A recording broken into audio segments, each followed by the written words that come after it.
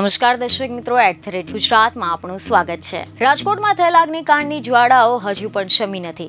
સરકાર કોઈને ન છોડવાની વાત કરી રહી છે, પરંતુ એની સામે કોંગ્રેસના સતત આક્ષેપો થઈ રહ્યા છે કે સરકારે સમગ્ર ઘટનામાં ભીનું સંકેલવાનો પ્રયત્ન કર્યો છે અને તપાસ સમિતિ પાસે પણ પીડિતોને કે જાહેર જનતાને ન્યાય મળતો નથી।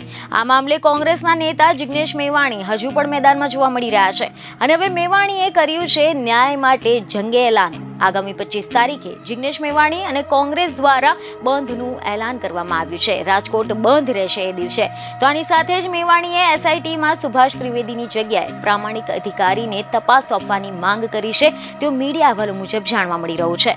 તમે જણાવી દઈએ કે કોંગ્રેસના નેતા જિગ્નેશ મેવાણી અને સેવાદળના રાષ્ટ્રીય અધ્યક્ષ લાલજી દેસાઈએ અમદાવાદ ખાતે પત્રકાર પરિષદને સંબોધી હતી, જેમાં તેમણે જણાવ્યું હતું કે જે જગ્યાએ અગ્નિકાંડ થયો ત્યાં તપાસ થાય કે એફએસએલના નમૂના લેવાય તેની પહેલા જ સમગ્ર ઘટના સ્થળ પર બુલડોઝર ફેરવાઈ ગયું હતું અને પુરાવાનો નષ્ટ કરવામાં આવ્યો છે।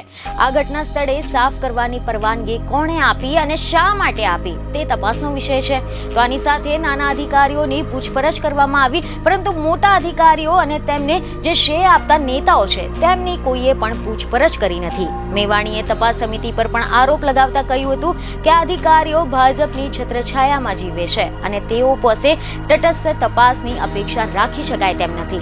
જે રીતે તક્ષશિલા, હરણી બોટકાંડ, મોરબીની જળ હોનારતમાં જવાબદારને કોઈ સજા મળી નથી, તેવી જ રીતે પીડિતોને ન્યાય મળતો નથી અને તે રીતે આ ઘટનામાં પણ સરકાર ભ્રષ્ટાચારીઓને છાવરવા માંગે છે અને ભીનું સંકેલવા માંગે છે। તો આની સાથે મેવાણીએ પીડિતોને માત્ર 4 લાખ રૂપિયા નહીં પરંતુ 1 કરોડનું વળતર આપવાની માંગણી કરી છે। 156 ધારાસભ્યો, રાજકોટના 68 કોર્પોરેટરો અને 25 સાંસદોમાંથી એક પણ માણસ આજની તારીખે અગ્નિકાંડના પીડિતોને ન્યાય અપાવવા, એમની આંખના આંસુ લૂછવા એમની સાથે નથી। એનો મતલબ એમ કે રાજ્યની સરકાર એ વિપક્ષ અને મીડિયાનું પ્રેશર ઓછું થાય એની રાહ જોઈ રહી છે અને અગાઉના પ્રકરણોની જેમ કુલડીમાં ઘોળ ભગાયો, કેસમાં ભાંગરો વટાયો, એ જ પ્રમાણેનું કૃત્ય એ અગ્નિકાંડમાં પણ કરવા માંગે છે એવું બહુ જવાબદારીપૂર્વક કહું છું। અને એટલા માટે કોંગ્રેસ પક્ષ તરીકે અમે બધા જ ડિટરમાઇન્ડ છીએ કે જ્યાં સુધી પીડિત પરિવારોને લડવું હશે, સુપ્રીમ કોર્ટ ઓફ ઇન્ડિયા સુધી અમે એમની મદદ કરવાના છીએ। અને આ 15 તારીખે રાજકોટ શહેરના પોલીસ કમિશનરની કચેરીની બહાર અમે ઉગ્ર દેખાવોનો કાર્યક્રમ હાથ ધર્યો છે અને 25 તારીખે રાજકોટ બંધનું પણ અમે એલાન કર્યું છે।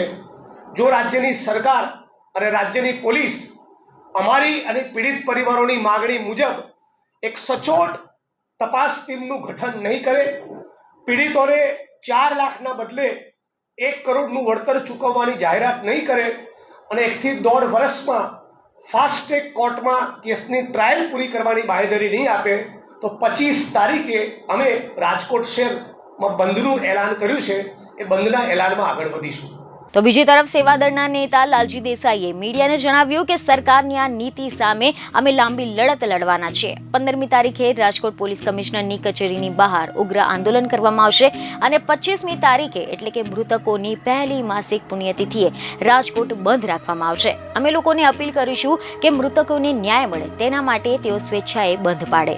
બીજને ખબરો સાથે ફરી મળીશું। ધન્યવાદ।